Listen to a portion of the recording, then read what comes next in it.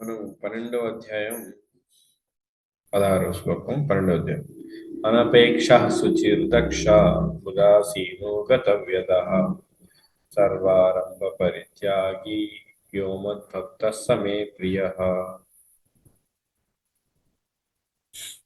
సాధారణ కర్మ విధానములను ఆశ్రయింపని వాడు పవిత్రుడును సమర్థుడును ఉదాసీనుడును సమస్త బాధల నుండి విముక్తుడైన వాడును ఏదేని ఫలము కొరకై తీవ్ర కృషి చేయని వాడును అగు నా భక్తుడు నాకు మిక్కిలి ప్రియుడు. ఇక్కడ ఈ 12వ అధ్యాయం ఏంటి? భక్తి యోగం. కృష్ణుడు చెప్తున్నాడు ఇందులో. ఇక్కడి నుంచి ఈ 16 నుంచి ఎవరు కృష్ణుడికి ప్రియమైన వాళ్ళు, 16 కాదు 15లో కూడా చెప్పాడు నాకు ప్రియమైన వాళ్ళు అని. ఇంకా 14లో ఈ విధంగా ఈ మొత్తం 12వ అధ్యాయంలో మనకి భక్తి యోగం ఎలా చేయాలి, ఎన్ని స్థాయిల్లో ఎలా ఉంటారు భక్తులు, రకరకాల స్థాయిల్లో ఉండే భక్తుల గురించి, మరియు వాళ్ళలో ఎవరు కృష్ణుడికి ఇష్టమైన వాళ్ళు ఎవరో చెప్తున్నాడు ఇక్కడ. మనం మొదట్లో చూసాం, ఈ అధ్యాయం మొదట్లో కృష్ణుడు చెప్తాడు నువ్వు నేరుగా భక్తి చేయి, లేకపోతే కర్మ మిశ్ర భక్తి, జ్ఞాన మిశ్ర భక్తి, లేదంటే వీళ్ళకి సహాయం చేయి, ఏదో ఒకటి చేయాలి. ఇంకా వీళ్ళందరిలో భక్తుల్లో కృష్ణుడికి ఇష్టమైన వాళ్ళు ఎవరో చెప్తున్నాడు ఇక్కడ. ఇక్కడ ఏమంటున్నాడు ఈ అధ్యాయంలో కృష్ణుడు? సాధారణ అనపేక్ష, అపేక్ష లేకుండా దేని పట్ల? సాధారణమైన భౌతికమైన దేని పట్ల కూడా అనపేక్ష. అది ఆధ్యాత్మికంగా అపేక్ష ఉంటుంది, భగవంతుని తెలుసుకోవాలి ఇవన్నీ. కానీ భౌతికమైన అంటే నాకు ధనం కావాలి, మంచి భార్య కావాలి, మంచి సంతానం కావాలి, ఉద్యోగం కావాలి, వ్యాపారం అది బాగుండాలి, ఇది బాగుండాలి, నాకు ఇన్ని బిల్డింగ్లు ఇవేవి ఉండవు. ఇందులో ఏ ఒక్కటి ఉన్నా వాడు శుద్ధ భక్తుడు కాదు. చివరికి మా అమ్మాయికి పెళ్ళి అవ్వాలనుకుంటా వాడు శుద్ధ భక్తుడు కాదు. పెళ్ళి అవ్వాలని అనుకొని అతను ప్రయత్నం చేయొచ్చు, కానీ భగవంతుడిని అడగకూడదు. పెళ్లి చేయి నువ్వే, లేదా నాకు సంతానం డబ్బు ఇవ్వు, నాకు ధనం ఇవ్వు, నాకు అది ఇవ్వు, ఇది ఇవ్వు, ఏదో ఒకటి ఇవ్వు అని భౌతికమైనది తాత్కాలికమైన విషయం దేన్ని కూడా భగవంతుడి నుంచి ఆశించడు. ఇంకా అది దాని కొరకు ఇంకా కృష్ణుడు ఇదే అధ్యాయంలో ఏం చెప్తున్నాడు, ఇదే శ్లోకంలో ఏదేని ఫలము కొరకే తీవ్రంగా కూడా కృషించడు, ప్రయత్నం చేస్తాడు.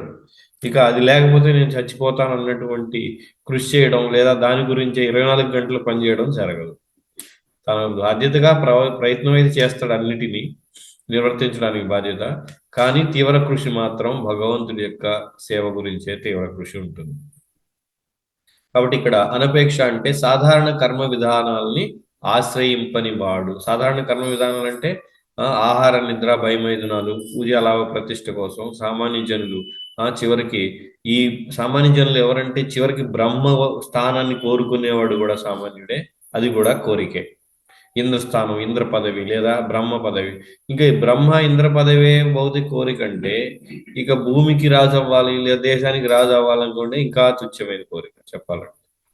లేదా ఊరికి రాజు అవ్వాలి, లేదా నేనున్న సమూహానికి నేనే నాయకుడిని అవ్వాలి, ఇటువంటివి ఏవైనా కూడా భౌతికమే. అటువంటి వాడు కృష్ణుడి ఇష్టపడ్డ అటువంటి జీవిని. నేను దీనికి నాయకుడు ఉండాలి, లేదా ధనం ఉండాలి, డబ్బు గలవాడిని అయి ఉండాలి, డబ్బు గలవాడి లిస్టులో నేను మొదట ఉండాలి, వీళ్ళెవ్వరూ కృష్ణుడికి ఇష్టం లేదు, ఉండదు. వాళ్ళంటే కృష్ణుడికి ఏమి మాత్రం ఇష్టం లేదు. ఎవరు ఇష్టం? మనం ముందర అధ్యాయాల్లో, ఈ అధ్యాయంలో ముందర శ్లోకాల్లో చూసాం, ఇప్పుడు కూడా చూస్తున్నాం. ఎవరికి ఇష్టం అంటే కృష్ణుడికి పవిత్రుడు కావాలి. భౌతికమైన అనపేక్ష ఏది ఉండకుండా శుచి అంటే పవిత్రుడు అంటే హృదయం నిర్మలంగా కృష్ణుడి పట్ల తప్ప ఇక ఏ ఇతర కోరికలు హృదయంలో ఉండవు. ఇంకా ఉదాసీనో అంటే సమర్థుడును, ఉదాసీనో గతవ్యద అంటే గతవ్యద పూర్వం సమస్త బాధల నుండి విముక్తుడై, గతవ్యద అయిపోయిన బాధలు, వాటిని పట్ల ఉదాసీన అంటే గడిచిపోయినటువంటి వాటిని నేను ఇలా కష్టపడ్డాను అలా కష్టపడ్డాను చాలా మంది చెప్పుకుంటూ ఇంకా వాటినే తలుచుకుంటూ ఆ బాధలు ఏదైతే వ్యధలన్నీ కూడా, గత వ్యధ అంటే వ్యధలు బాధలన్నీ కూడా పోయినట్టు వాడు అని కూడా అర్థం ఉంది, లేదా గడిచినట్టు బాధలని అర్థం ఉంది. అంటే పోయిన బాధలు, గడిచిన బాధలని తలుచుకొని బాధపడడం ఉండదు, లేదా బాధలన్నిటి నుంచి బయటపడ్డవాడని కూడా ఉంది, బాధలన్నిటి నుంచి ముక్తి పొందిన వాడని కూడా ఇక్కడ మనకి చెప్తుంది. కాబట్టి వీటన్నిటి పట్ల ఉదాసీనగా ఉంటాడు అంటే పట్టించుకోడు. అంటే ఈ యొక్క భౌతికమైన దేహాని ద్వారా, మన దేహం మనస్సు వీటి ద్వారా వచ్చేటువంటి సుఖ దుఃఖాలని పట్టించుకోడు. ఎందుకని పట్టించుకోడు? ఈ భౌతిక దేహం, ఈ భౌతిక సంసారంలో మనం ఉన్నంత కాలం ఈ భౌతిక దేహం మనస్సు బుద్ధి అహంకారం కారణంగా రకరకాల ఇబ్బందులు ఎప్పుడు వస్తూనే ఉంటాయి. కాబట్టి ఈ బాధల నుంచి మనసు, బుద్ధి ఇప్పుడు ఉదాహరణకి మన శరీరం ఉంది. ఈ శరీరంలో అనేక పళ్ళు, కళ్ళు, ఒళ్ళు అనేకమైనవి డయాలసిస్ అని, మూత్రపిండాల ప్రాబ్లం, గుండె ప్రాబ్లం అని, శ్వాసకోశ ప్రాబ్లం అని ఇట్లా ఇది ఉన్నంత కాలం ఎక్కడో ఒక సమస్య తప్పకుండా వస్తుంది కనుక వాటి పట్ల ఉదాసీనంగా ఉంటాడు. అంటే తీవ్రంగా వాటి పట్ల స్పందించడం, ఏదో డాక్టర్ల చుట్టూ తిరగడం లేదా వాటి గురించే నిరంతరం ఆలోచించడం చేయడం. అలా అని వదిలేయడు. వాటికి ఏదైతే తను కనీసం అంటే చాలా కొద్దిపాటి ప్రయత్నంతో ఏదైనా చేయగలిగితే చేసి వదిలేస్తాడు తప్ప ఎందుకు అది చేస్తాడంటే ఇది ఈ దేహం అనేది మన భక్తి చేయడానికి అవసరం కాబట్టి అది కూడా చేస్తాడు. అంతేగాని విపరీతంగా దాని గురించి 24 గంటలు ఆలోచించుకుంటూ ఈ శరీరాన్ని ఏదో పోషించాలి కాపాడాలి అనుకుంటూ ఏమీ ఉండడు. అందుకని బాధల నుండి ముక్తుడైన వాడు ఉదాసీనుడు ఏదేని ఫలము కొరకై తీవ్ర కృషి చేయని వాడు అవి ఉండాలి. ఉదాహరణకి ఏదైనా వ్యాపారం చేస్తున్నాడు, వ్యాపారం నష్టం వస్తే ఇంక ఎలాగైనా లాభం రావాలి, అందరికంటే ముందర ఉండాలని రోజుకి 18 గంటలు 20 గంటలు అదే చేస్తూ జపం ఇవన్నీ కూడా లేకుండా, లేదా ఒకవేళ కొంతమంది ఉన్నారు భక్తులు ఇప్పుడు కూడా ఉంటారు, అంటే వాళ్ళు దీక్ష కూడా తీసుకున్నారు, ఆ 2 గంటలే జపం కానీ రోజుకి 15 గంటలు మాత్రం తన వృత్తి వ్యాపారం వీటి గురించి ఇంకా ముందరికి వెళ్ళాలి, డబ్బు ఎలా సంపాదించాలని 15 గంటలు 2 గంటలే జపం. ఇంకా వాడు పుస్తకాలు చదవరు, మిగతా నియమాలు అంటే కష్టపడి ఏదో 4 నియమాలు పాటిస్తారు తప్ప ఇక వాళ్ళకి ఏ జ్ఞానం కానీ ప్రవచనం వినడం లేదా భక్తులకి సేవ చేయడం ఇవేవి పట్టవు. 24 గంటలు ఇక మిగతా సమయం అంతా 2 గంటలు జపం, మిగతా నిద్ర తర్వాత వ్యాపారం, డబ్బు డబ్బు డబ్బు. ఈ విధంగా కూడా తీవ్రమైన కృషి చేసేవాడంటే కృష్ణుడికి ఇష్టం ఉండదు, అలా చేయడు. అంటే అటువంటి వాడిని కృష్ణుడు ఇష్టపడడం లేదు. ఎందుకని? వాడికి కావాల్సిన డబ్బు భక్తి కాదు, భక్తి కేవలం ఒక అంటే ఆహ్లాదంగా సంతోషంగా ఉండడం కోసం కావాలని వచ్చాడు కానీ నిజంగా వాడికి కావాల్సిన డబ్బే, లేదా ఇంకేదో డబ్బు లేదా సుఖము, పేరు, కీర్తి ప్రతిష్టలు ఇవి ఏవి కూడా వేటి గురించి కృష్ణుని ఇష్టపడేటువంటి వ్యక్తి వీటి గురించి తీవ్రంగా ప్రయత్నం అనేది చెయ్యడు. ఇక 17వ శ్లోకం. యో న హృష్యతి నద్వేష్టి నశోచతి కాంక్షతి శుభాశుభ పరిత్యాగి భక్తిమాన్య సమే ప్రియ. యో న హృష్యతి నద్వేష్టి అంటే హృష్యతి అంటే హర్షించడం, ఉప్పొంగడం. అదేవిధంగా హర్షించుడు గాని దుఃఖించుడు గాని చేయడంట. యోన హృష్యతి నద్వేష్టి. ఇక్కడ ఉప్పొంగడం చేయడం, అలా అని దుఃఖించడం, ఓ ఆనందం వస్తే ఓ కుంగిపోవడం, దుఃఖం వస్తే ఓ కుంగిపోవడం రెండు ఉండవు. ఎందుకని? ఇక మనం దీనికి కూడా ముందర శ్లోకం చూసినట్లయితే ఉదాసీన రెండింటి పట్ల కూడా పట్టించుకోని ధోరణి అనమాట. వాటి గురించి పెద్దగా ఇవి ఎలాగూ వస్తూ పోతూ ఉండేటువంటివే కాబట్టి ఉదాసీనంగా వాటిని నిర్లిప్తతగా వాటిని పట్టించుకోకుండా ఉంటాడు. నశోచతి కాంక్షతి, శోకం ఉండదు, కోరికలు ఉండవు. శోకించుట గాని వాంఛించుట గాని ఎరుగని వాడు. ఏమంటున్నారు ఇక్కడ? ఉప్పొంగుడు గాని దుఃఖించుడు గాని తెలియనివాడు, శోకించుడు గాని వాంఛించు గాని ఎరుగునివాడు, శుభాశుభం రెండింటినీ విడిచిన వాడు నాకు భక్తుడు, నాకు మిక్కిలి ప్రియుడు. కాబట్టి ఈ ద్వంద్వాలు ఈ శ్లోకంలో చెప్పేది ఏంటంటే ద్వంద్వాలు రెండింటినీ కూడా సమానంగా చూస్తాడు. కానీ మనం అలా చూడడం సాధారణంగా. మనకి సుఖం కావాలి, దుఃఖం వద్దు. అదేవిధంగా ఆనందం ఉప్పొంగిపోవడం కావాలి, కృంగిపోవడం వద్దు. అదేవిధంగా మన కోరికలు తీరాలి. అదేవిధంగా కోరికల ద్వారా వచ్చిన వస్తువులు వాటికి ఏమి నష్టం జరగకూడదు. నష్టం జరిగితే మళ్ళీ బాధపడతాం, శోకిస్తాం. ఆ కోరికల ద్వారా వచ్చిన వాళ్ళే సంతానం, డబ్బు, ధనం, పేరు, ప్రఖ్యాతులు, భార్య లేదా అన్ని సంసారంలో అన్ని కూడా మనకి మన కోరిక ద్వారా ప్రాప్తించిన వస్తువులు లేదా సంపదలు లేదా ప్రదేశాలు లేదా మన కోరిక ద్వారా వచ్చిన మనకి హోదా, అంటే ఒక ప్రెసిడెంట్ అని లేదా పెద్దవాడని, మంచి సంగీత గాయకుడని, ఈ విధంగా రకరకాల ఇవన్నీ భౌతిక హోదాలు. ఇవన్నీ మన కోరికల ద్వారా ప్రాప్తించినవే. కాబట్టి కోరికల ద్వారా వచ్చేవి మనం ఆహ్వానిస్తాం. కానీ మన కోరిక ద్వారా వచ్చినటువంటి వాటికి ఏదైనా ఆటంకం కానీ అవి మనం కోల్పోతే వెంటనే దుఃఖిస్తాం. కానీ కృష్ణుడికి ప్రియమైనటువంటి శుద్ధ భక్తులు ఈ రెండింటి విషయాల్లో సమానంగా ఉంటారు. అంటే వాళ్ళు ముఖ్యంగా అసలు కోరికలు అనేవి ఉండవు. ఏదైనా వాళ్ళ దగ్గర ఉన్నదానికి ఆటంకం కానీ కోల్పోయినా దాని గురించి దుఃఖించడం ఉండదు. ఎందుకంటే వాళ్ళకి తెలుసు ఇది ఏది నాది కాదు, చివరికి శరీరం కూడా నాది కానప్పుడు నేను కోల్పోయింది ఏముంది అనే ధోరణిలోనే వాళ్ళు ఉంటారు కనుక వాళ్ళకి ఏమీ బాధ లేదు. కానీ దానికి విరుద్ధంగా ఉన్న మూర్ఖులమైన మనం అజ్ఞానంలో ఉండడం వలన నా భార్యను కోల్పోయాను, నా ధనాన్ని కోల్పోయాను, నా ఐశ్వర్యం, నా పేరు ప్రతిష్టలు పోయాయి. ఇవన్నీ కూడా మనం ఎప్పుడు తెచ్చుకున్నాం ఇవన్నీ? ఎక్కడి నుంచి ఉన్నాయి? అనాదిగా మనతో ఏమి లేవు ఇవన్నీ. ఎప్పుడైతే ఈ దేహం వచ్చిందో ఈ దేహం ద్వారానే ఇవన్నీ ప్రాప్తించినాయి. ఆ దేహం ద్వారానే అవన్నీ తప్పకుండా పోతాయి. ఏమి ఉండవు. చాలా మంది అనుకుంటారు, నేను గొప్పవాడిని, కీర్తి ప్రతిష్టలు ఉంటాయి. ఒక 1000 సంవత్సరాల క్రితం ఎంతో మంది రాజులు లేదా మంచి మంచి పండితులు ఎంతో మంది ఉన్నారు. వాళ్ళు అసలు పేర్లు కూడా మనకి ఇప్పుడు తెలియవు. అదే విధంగా చరిత్రలో మనం కూడా అసలు ఎటువంటి నామరూప అడ్రస్లు ఏమీ లేని తుచ్చమైన జీవులం. మన స్థితి అది. కానీ ఇది ఇలా చెప్తూ ఉంటే కొంతమందికి జీర్ణించుకోదన్నమాట. మనం తుచ్చమైన జీవులు, మనకి విలువ లేదా, నాకు ఒక పేరు ఉంది, నేను ఇంత సంపాదిస్తున్నాను, నాకు ఇంత డబ్బు ఉంది, ఈ విధంగా వాళ్ళు విర్రవీగుతూ ఉంటారు. దాన్ని నిజమైన సాధువులు ఎవరు కూడా దాన్ని పెంచి పోషించడం లేదా కీర్తించడం, దాన్ని సపోర్ట్ చేయడం చేయరు. నిజమైన సాధువు ఎప్పుడు కూడా మనకి ఈ భౌతిక సంసారంతో ఉన్న సంబంధాన్ని తెంచివేయడానికి మనం పెద్ద మూర్ఖులం, పెద్ద వెధవలం అనే చెప్తాడు. ఎందుకంటే వాళ్ళు అంటే సాధువులు అలా చెప్తున్నారు కాబట్టి మేము అదే దాన్ని మళ్ళీ ప్రవచనం అంటే మళ్ళీ చెప్పడం దాన్ని. అంతేగాని మేమేదో సాక్షాత్కారం పొందామని నేను సాక్షాత్కారం పొంది చెప్తున్నాను కాదు. అది మా యొక్క బాధ్యత. నేను చేయవలసింది, నాలాంటి వాళ్ళు ఎవరైనా చేయవలసింది. అంతేగాని దానికి విరుద్ధంగా మీరు చాలా మంచివాళ్ళు, ఎవరు ప్రవచనం వింటలేదు, మీరు వింటున్నారు, ఎవరు జపం చేయట్లేదు, మీరు చేస్తున్నారు కాబట్టి మీరు గొప్పవాళ్ళని ఏదో వాళ్ళని ఉప్పొంగే విధంగా మాట్లాడడం కాదు. ఎప్పుడు కూడా నిజమైన సాధువులు ఇంకా ఇంకా భక్తిలో లేదా ఆధ్యాత్మిక జీవనంలో ముందుకు వెళ్ళే విధంగానే ఉంటారు. కాబట్టి రెండిటికి అతీతంగా ఉంటారు కనుక ఎవరైనా మంచి చేసినా దాన్ని పొగిడేయడం ఉండదు, లేదా కీర్తించడం, లేదా ఏదైనా చెడు జరిగినా వాళ్ళకి నిందించడం, మందలించడం ఇది కూడా తీవ్రంగా కానీ ఇటువంటివి ఏవి ఉండవు. కానీ గురువు మనం ఎప్పుడు కూడా మందలించడం ఇవన్నీ శిక్షణ కోసం, మన మేలు కోసం ఆధ్యాత్మిక గురువు మనల్ని మందలించడం చేస్తాడు. కానీ ముఖ్యంగా నిజమైన గురువు శిష్యుల మధ్య సంబంధం ఏంటంటే గురువు ఎప్పుడు కూడా మందలించడం, సరిదిద్దడం జరుగుతుంది. శిష్యుడు కూడా నిజమైన శిష్యుడు ఎప్పుడు కూడా దాన్ని అంగీకరిస్తాడు. అటువంటిదే నాకు కావాలని కోరుకుంటాడు. కానీ దొంగ శిష్యులు ఏం చేస్తారు? దొంగ భక్తులు, దొంగ శిష్యులు ఏంటి నాకు ఈ ప్రభువు లేదా ఈ గురువు మమ్మల్ని మేము చేసిన వాటిని అభినందించడం లేదు, లేదా మేము ఇంత బాగా చేశాం కదా మమ్మల్ని, ఇవన్నీ ఏమీ ఉండవు అక్కడ. అది అది నిజంగా మనం పురోగమించాలంటే కోరుకోవాల్సింది. శిష్యుడు కూడా అటువంటిదే కోరుకుంటాడు. నిజమైన గురువు కూడా ఆ విధంగా మందలించడం, వాడిని సరిదిద్దడం చేస్తూ ఉంటాడు. అది నిజమైన ఆరోగ్యకరమైన సంబంధం గురు శిష్యుల మధ్య.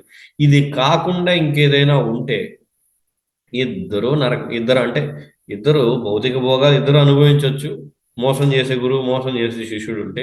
కానీ ఈ జన్మ తర్వాత మళ్ళీ నరకం వెళ్ళొచ్చు లేదా స్వర్గం వెళ్ళొచ్చు, కానీ కృష్ణుడిని మాత్రం పొందే అవకాశం లేదు.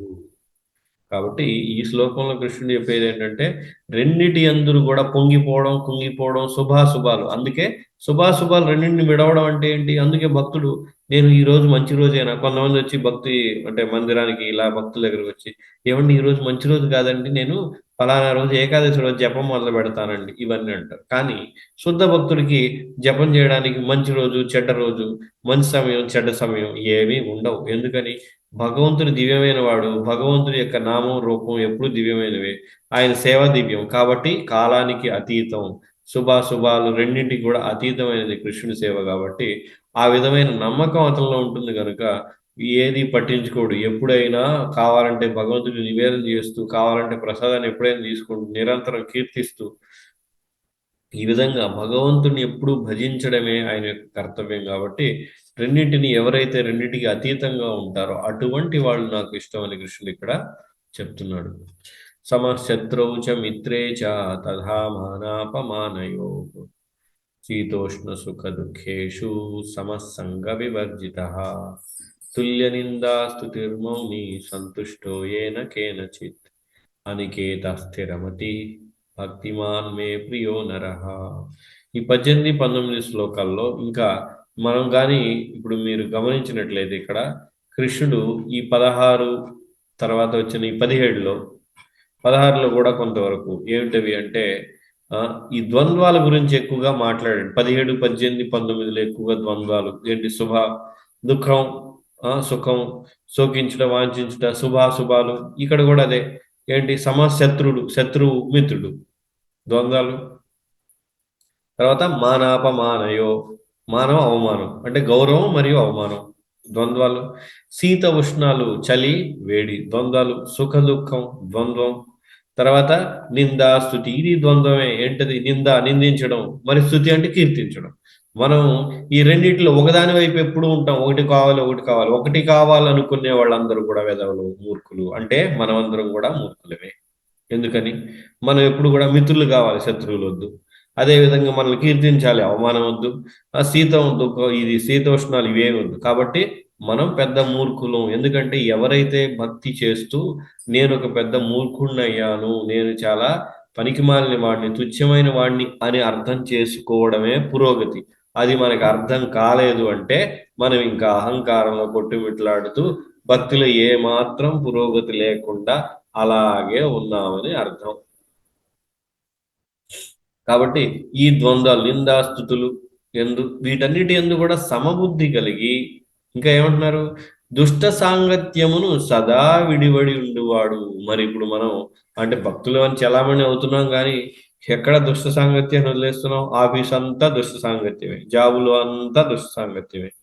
ఇంకా వాళ్ళు అంటే మనం ఎక్కడైతే పని చేస్తుంటామో వాళ్ళ భాష నుండి వాళ్ళ వేషధారణ అంటే దుస్తులు వేషం ధారణ కానీ, వాళ్ళ భాష కానీ, వాళ్ళ ఆహార విహార అన్ని అలవాట్లు దుష్ట సాంగత్యమే. అంతా కూడా కేవలం జంతుప్రాయం, జంతువుల్లాంటి మనుషులతోనే మనం తిరుగుతున్నాం. నిజానికి చెప్పాలంటే ఎవరికైతే ఆధ్యాత్మిక జ్ఞానం, భగవద్గీత లేదా ఆత్మజ్ఞానం, అది ఏ మతం ఏ కులమైనా కానీ కావచ్చు, వాళ్ళు క్రిస్టియన్ ఏదైనా కావచ్చు, కానీ ఈ జ్ఞానం ఏమీ లేనటువంటి వాడు జంతువే, అందులో సందేహమే లేదు. కాబట్టి చాలా మంది హిందువులు అంటున్నారు కానీ వాడికి భగవద్గీత కానీ భాగవతం కానీ ఏ జ్ఞానం ఉండదు, కాబట్టి జంతువే. వాడి క్రిస్టియన్ జంతువే, ముస్లిం ఇంకా పెద్ద ఇంకా క్రూరమైన జంతువు అది చెప్పాలంటే. పేరుకు మాత్రం మేము ఆధ్యాత్మికం అది ఇది అంటారు కానీ ఏ మాత్రం ఇవేమీ లేవు.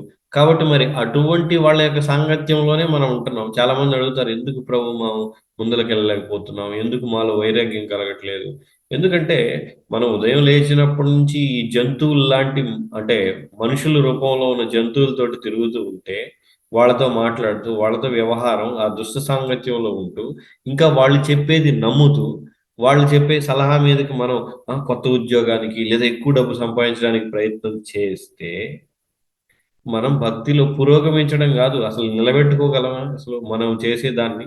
అందుకే చాలా మంది భక్తులు ముఖ్యంగా గృహస్థులు ఏంటంటే ఎవరు బయటికి చెప్పరు కానీ అప్పుడప్పుడు కాదు, ఎక్కువగా పతనం అవుతూ ఉంటారు. వాళ్ళు 16 మాలలు చేయడమే కష్టంగా ఉంటుంది, నియమాలు పాటించడం కష్టంగా ఉంటుంది. ఇది చాలా మందికి తెలియని విషయం. కానీ ఎవరికి వాళ్ళు ఏమనుకుంటారు, ఈ భక్తులందరూ బాగున్నారు, నేనే లేదేమో, మళ్ళీ నేను చెప్తే ఏం బాగుండదేమో అనుకుంటూ ఉంటారు అన్నమాట. కానీ అందరూ అనుభవిస్తూనే ఉంటారు ఇవన్నీ. ఈ కేవలం గృహస్థులే కాదు, చివరికి బ్రహ్మచారులకు కూడా ఇటువంటి సమస్యలు ఉంటాయి. ఎందుకంటే మనం ఎప్పుడైతే భక్తిలో ముందుకెళ్తున్న కొద్దీ మనకంతా కూడా ఒక సత్వగుణంలోకి వచ్చేసి అంతా బాగుంది కదా అని మన సాధనని వీటిని పక్కన పెట్టేసి సాధన తగ్గించేస్తూ ఉంటాం. ఆ సందర్భంలో మాయ పట్టేసుకొని మనల్ని గృహస్థాశ్రమంలో పడేస్తుంది ఈ బ్రహ్మచారులు వీళ్ళని కూడా. ఇవన్నీ కూడా జరుగుతూనే ఉంటాయి. ఇవి మనకి తెలియాలంటే మనం ప్రభుపాద పుస్తకాలు చదవాలి, మరియు భక్తి వినోద్ ఠాకూర్ ఆచార్యులందరూ ఈ విషయాల గురించి మాధుర్య కాదంబరి ఇటువంటి గ్రంథాల్లో మనకి తెలియజేస్తూ ఉన్నారు. భక్తి రసామృత ఇందులో ఇవేమి కొత్త కొత్త విషయాలు నేనేమి ఇక్కడ చెప్పడం లేదు ఎవరికి కూడా. ఇవన్నీ ఆచార్యులు మనకి తెలియజేసినటువంటివి. కాబట్టి ఈ దుష్ట సాంగత్యాన్ని వదిలేకపోతే మనం ఎలా ముందుకు వెళ్ళగలం? సదా మౌనము వహించువాడును. మౌనం అంటే మనకి ప్రభుపాద చెప్తుంది, మౌనం అంటే కేవలం మాట్లాడకుండా కూర్చోవడం కాదు, భౌతిక విషయాల గురించి చర్చించకుండా మాట్లాడకుండా ఉండేవాడు. అంటే నిరంతరం కృష్ణ చైతన్యం ప్రచారం గురించి, కృష్ణుడి గురించి, భక్తుల గురించి, లేదా ఇతరులు ఏ విధంగా భక్తిలో పురోగమించాలని వాళ్ళకి సహాయం చేయడం, వాళ్ళకి శిక్షణ, ఇవంతా కూడా వాడు మౌనంగా ఉన్నట్లే. అలా కాకుండా భౌతిక విషయాలను మాట్లాడడం, దాని ద్వారా బుద్ధిని పాడు చేసుకోవడం, మనసును పాడు చేసుకోవడం, కోరికలను పెంచుకోవడం అంటే ఇది మౌనంగా లేనట్లే వాడు ఇంకా మాయలో పడిపోయినట్లు, ప్రజల్ప చేస్తున్నట్లు. ఇంకా ఏమంటున్నారు కృష్ణుడు ఇక్కడ? దేని చేత నేను సంతృష్టి వాడును. ఎందుకని? శుద్ధ భక్తులకి కొన్నిసార్లు ప్రభుపాద చెప్తూ ఉన్నారు కదా, ఓ పెద్ద పెద్ద బంగ్లాల్లో ఉంటారు, కొన్నిసార్లు షెటిల్ కింద ఉంటారు, కొన్నిసార్లు కేవలం శనగలో లేదా అటుకుల్లో తినవలసి వస్తుంది, కొన్నిసార్లు పంచపక్ష పరమాణాలతో మంచి ప్రసాదం లభిస్తుంది. వాళ్ళన్నిటితోటి ఏది ఉన్నా కానీ ఈ శరీర పోషణకి ఆహారం అవసరం అనే ధోరణిలో ఉంటారు. కాబట్టి శరీర పోషణకి ఒక ప్రదేశం, దుస్తులు అనే ధోరణిలో ఉంటారు. కాబట్టి ఏసీలో ఉన్నా, లేదా బయట ఉన్నా, లేదా కారుల్లో ఉన్నా, విమానంలో తిరిగినా, ఇవన్నీ కూడా వాళ్ళకేమి ఆకర్షణతోటి లేదా వాటిని భోగించాలి అని, సాధారణ వ్యక్తులు అంటే ఇంద్రియ భోగులైన మనం అందరం కూడా కారు లేదా విమానం అంటే ఆహా ఓహో అనుకుంటాం. అంతేగాని ఎడ్ల బండి మీద వెళ్ళాలి లేదా సైకిల్ తొక్కుతూ వెళ్ళాలంటే ఇదేంటి నాకు వద్దు అనుకుంటాం. ఇదంతా కూడా భోగ ప్రవృత్తి, భోగ లక్షణం ఇది. అంటే భోగుల యొక్క లక్షణం. కాబట్టి మనలో ఎంతమంది భోగులు ఉన్నారు? మనం అందరం భోగులమే. కానీ ఇది చెప్పడానికి, ఇది బయటికి ఒప్పుకోవడానికి మన అహంకారం అడ్డొస్తుంది. అంటే మనం ఎంత అహంకారంలో కూరుకుపోయాం అనేది ఎవరికి చెప్పలేము. కానీ కొంతమంది ఏంటంటే ఇదంతా తెలియని వాళ్ళు, నాకేం అహంకారం లేదు, నేను చాలా మంచివాడిని. అసలు ఎవరైతే నేను అహంకారం నాకు లేదు అన్నారంటేనే వాడికి ఉన్నట్లు. లేని వాళ్ళు ఎవరూ లేరు. చివరికి ఆచార్యులందరూ చెప్తున్నారు నాకు చాలా అహంకారం, నేను మూర్ఖుణ్ణి. ఇవి వాళ్ళు సాక్షాత్కారం పొందితే ఇలా అవుతుంది. మరి మనకి సాక్షాత్కారం ఏమి లేదు, మన పరిస్థితి ఏంటి? మనం ఏం అహంకారం లేకుండా, ఏ మిథ్యాహంకారం లేదా కామక్రోధం లేకుండానే మనం ఉన్నామా? అంటే మనం శుద్ధ భక్తులు అయిపోయినట్ల. కానీ శుద్ధ భక్తుడికే అటువంటి సాక్షాత్కారం ఏంటి? నేను పూర్తిగా కూరుకుపోయాను, మాయలో ఉన్నాను, నేను అహంకారిని, నేను మూర్ఖుడిని అనే సాక్షాత్కారం వాళ్ళకు వస్తుంది. మరి మన పరిస్థితి ఏంటంటే మనం ఇంకా అంతకంటే చాలా దారుణమైన పరిస్థితిలో ఉండి, మన పరిస్థితి ఏంటంటే మనకి రోగం ఉంది, మనం మాయలో ఉన్నాం అనేది కూడా మనకు తెలియనటువంటి విధంగా మనం ఈ మాయలో అంటే సంసారం అనే దాంట్లో కూరుకుపోయి ఉన్నాము. ఇది మన పరిస్థితి. కనీసం ఆచార్యులు వాళ్ళందరూ ఏంటంటే తెలుసుకొని మాయలో ఉన్నామని వాళ్ళ యొక్క నిజమైన స్థితి అయిన దాస స్థితిలోకి వెళ్ళిపోయి ఆ విధంగా వినయాన్ని వాళ్ళు ప్రదర్శిస్తున్నారు. ఇది ప్రదర్శించడం అంటే కావాలని ఏదో నాటకం, డ్రామా లాంటిది కాదు. వాళ్ళ యొక్క భక్తిలో పురోగమించడం వలన సహజంగానే ఆ భావన వాళ్ళకి కలుగుతుంది. మనకి సహజంగా వాళ్ళ ఆ భావనతో చెప్పి మనం ఇలా స్థితిలో ఉన్నామంటేనే మనకి అహంకారం అడ్డొచ్చి ఒప్పుకోము మనం. అది మన యొక్క దౌర్భాగ్యం అంతే. ఇంకా సంతుష్టి, నివాసం ఏదైనా లెక్క చేయని వాడు. అంటే నివాసం ఉండే ప్రదేశం ఎక్కడున్నా కూడా పట్టించుకోడు. ఎక్కడున్నావు అనేది ముఖ్యం కాదు. అతనికి కావాల్సింది నేను ఎక్కడున్నా కృష్ణుని కీర్తించడం, కృష్ణు నామం చేయడం, భక్తి చేయగలుగుతున్నానా లేదా అనేదే ముఖ్యం. భక్తి చేయలేనట్లయితే అతనికి పెద్ద బంగ్లాలో మంచి సదుపాయాలు ఇచ్చినా ఉండడు. భక్తి చేయగలిగితే ఒక చెట్టు కింద అయినా ఉంటాడు. అది అతని యొక్క విధానం అనమాట.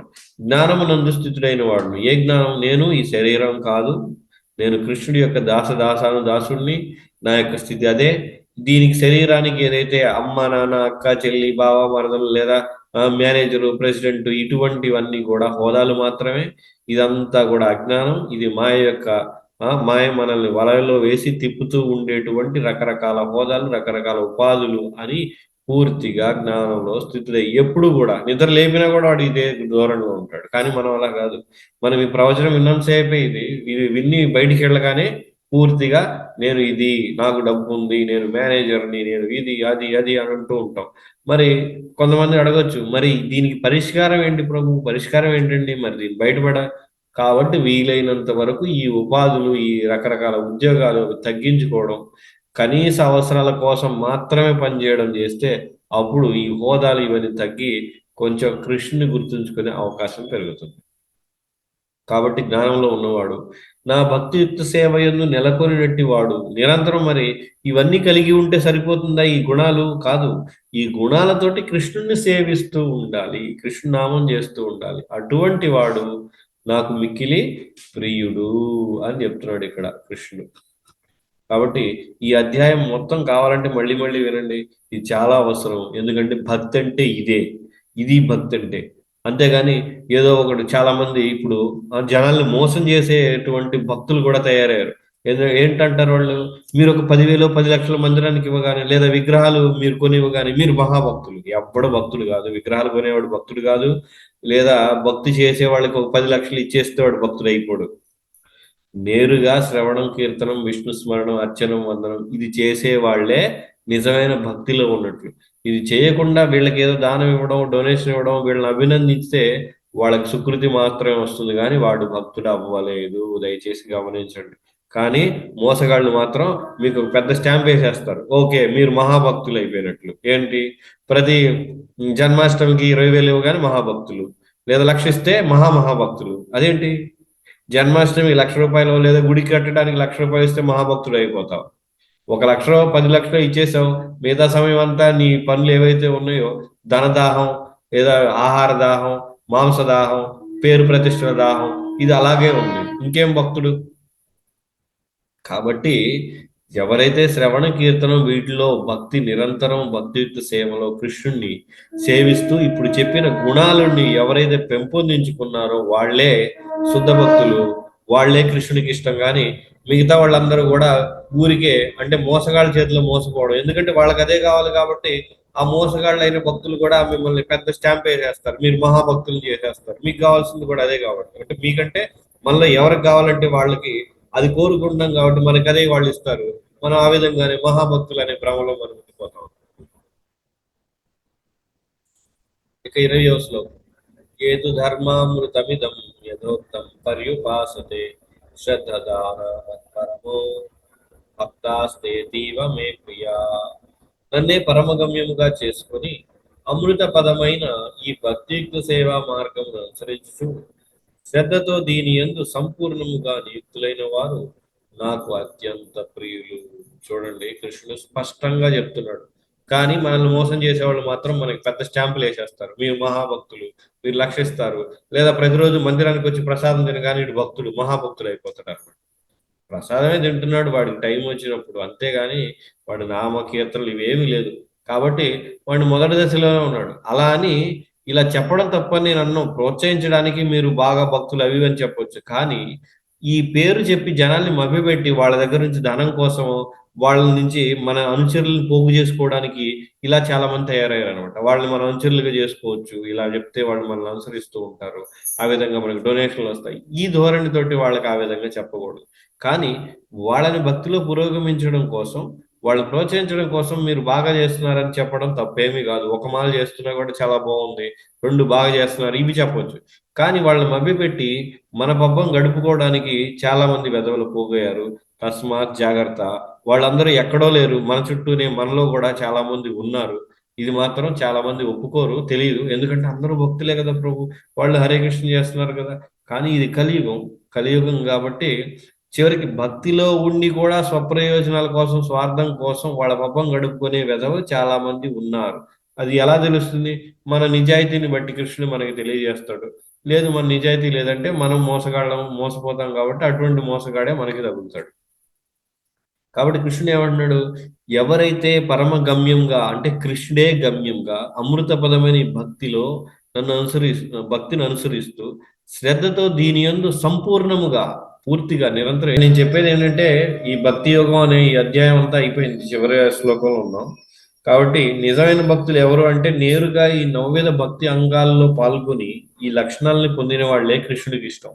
మిగతా వాళ్ళు ఎవరైతే ఈ భక్తులకి, అంటే నేరుగా భక్తి చేయకుండా ధన రూపేణ లేదా ఏదో ఒక సహాయం, మాట సహాయం లాంటివి చేస్తే భక్తికి సంబంధించి సుకృతి మాత్రమే వస్తుంది, కానీ వాళ్ళు మహాభక్తులు అయినట్లు కాదు. సో కాబట్టి ఇది భక్తి యోగం అంటే. కాబట్టి దీన్ని మనం గమనించాలి. అంతేగాని మనం ఎవరో ఏదో మాటలు చెప్తే మోసపోయి మనం ఏదో మహాభక్తులను వాళ్ళు పొగడగానే పొంగిపోయి ఇవన్నీ కూడా చేయడం మంచిది కాదు. అది ఎందుకంటే ఇవన్నీ గమనించాలి, తెలుసుకోవాలంటే మనలో నిజాయితీ ఉండాలి, భగవంతుడి గురించి తెలుసుకోవాలని, నిజమైన భక్తి తెలుసుకోవాలని, శుద్ధ భక్తులు అవ్వాలని కోరిక తీవ్రంగా ఉంటేనే ఇవన్నీ తెలుస్తాయి. లేదంటే ఏదో ఒక మాయలో, భ్రమలో అలాగా సమయాన్ని గడిపేస్తూ నేను భక్తి చేసుకుంటున్నాను, బాగా భక్తిలో ముందుకు వెళ్తున్నాను అనే భ్రమలో జీవితం కూడా అయిపోతుంది. హరే కృష్ణ. దీన్ని నిరాకార భావన దాని గురించి కూడా చెప్పబడింది కదా. అంటే ఇక్కడ కొంచెం నాకు ఇది కన్ఫ్యూజింగ్ ఉంది రోజు. అంటే ఈ ఏం పాయింట్ లేదు, ఇందులో కన్ఫ్యూజన్ ఏం లేదు. నిరాకార భావనలో ఉన్నోళ్ళు ఎంతవరకు అది మంచిది అనిపిస్తుంది అంటే, భక్తులతోటి, శుద్ధ భక్తులతో కలవనంత వరకు అది బాగానే ఉన్నట్టు ఉంటుంది. కానీ ఎప్పుడే శుద్ధ భక్తులతో కలిసి భగవంతుడి గురించి, రూపాన్ని గురించి, భక్తి గురించి తెలుసుకుంటే అదంతా విలువలేనిదిగా అయిపోతుంది. అప్పటి వరకే వాళ్ళు ఉండగలరు అందులో. నిజానికి దాని వలన పెద్ద ఉపయోగం ఏమీ లేదు అని చెప్తున్నారు ఇక్కడ. ధన్యవాదాలు ప్రభుజీ. ఇగో ఇక్కడ ఇచ్చారు కదా, ఈ అధ్యాయం తెలుపబడినట్టు పరతత్వ నిరాకార తత్వ భావన అన్నది మానవుడు ఆధ్యాత్మిక అనుభూతి కొరకు శరణు పొందుట వరకు మాత్రమే ఉచితమైంది. ఆధ్యాత్మిక అనుభూతి కొరకు శరణు పొందుట వరకు అంటే శరణు పొంది భగవంతుడిని భక్తుడి శరణు పొందే వరకు నిరాకార తత్వం భావన ఇవన్నీ బాగానే ఉంటాయి. ఎప్పుడే శరణు పొందాలంటే ఈ నిరాకార భావన అనేది సరిపోదు, బాగుండదు అప్పుడు అని చెప్తున్నారు. అందుకే అనగా గురుజీ, భక్తులు ధన్యవాదాలు. సాంగత్యం పొందుటకు అవకాశం కలుగునంత వరకే నిరాకార తత్వ భావన లాభదాయకంగా ఉంటుంది. గ్రంథరాజ్ శ్రీమద్ భగవద్గీత की जय, श्रील प्रभुपाद की जय.